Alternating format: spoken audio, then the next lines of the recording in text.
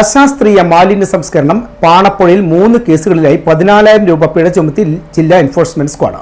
പറവൂരിൽ പ്രവർത്തിച്ചു വരുന്ന CP store, Paravur ക്ഷീരോത്പാദക സഹകരണ സംഘം, കെ വേണുഗോപാലിന്റെ ഉടമസ്ഥതയിലുള്ള കെട്ടിടം തുടങ്ങിയവയ്ക്കാണ് സ്ക്വാഡ് പിഴ ചുമത്തിയത്.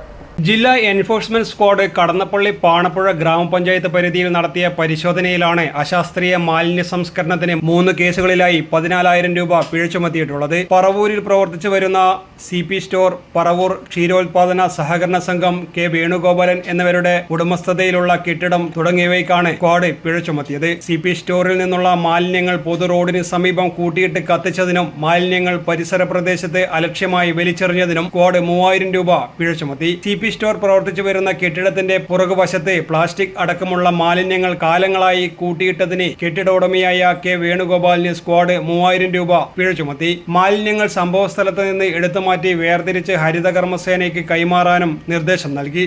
പറവൂർ ക്ഷീരോത്പാദന സഹകരണ സംഘത്തിന്റെ കെട്ടിടത്തിന് മുൻപിൽ നിരവധി പ്ലാസ്റ്റിക് മാലിന്യങ്ങൾ കൂട്ടിയിട്ടതിനും കത്തിച്ചതിനും സ്ഥാപനത്തിന്റെ മലിനജല ടാങ്ക് ഓവർഫ്ലോ ചെയ്ത് മലിനജലം പ്രദേശത്ത് കെട്ടിക്കിടക്കുന്നതിനും പ്രദേശത്ത് ദുർഗന്ധം പരത്തുന്നതിനും സ്ക്വാഡ് 8,000 രൂപ പിഴ ചുമത്തി. മലിനജലം ശാസ്ത്രീയമായി സംസ്കരിക്കുന്നതിനുള്ള നടപടികൾ ഉടൻ സ്വീകരിക്കണമെന്നും പ്ലാസ്റ്റിക് മാലിന്യങ്ങൾ ഹരിതകർമ്മസേനയ്ക്ക് കൈമാറണമെന്നും സ്ക്വാഡ് നിർദ്ദേശം നൽകി. പരിശോധനയിൽ ജില്ലാ enforcement squad leader Ashraf PP, squad അംഗം Alan Baby, Dibil CK, Kadannappally Panappuzha grama panchayat health inspector Jyothi VV തുടങ്ങിയവർ പങ്കെടുത്തു. News desk, city news.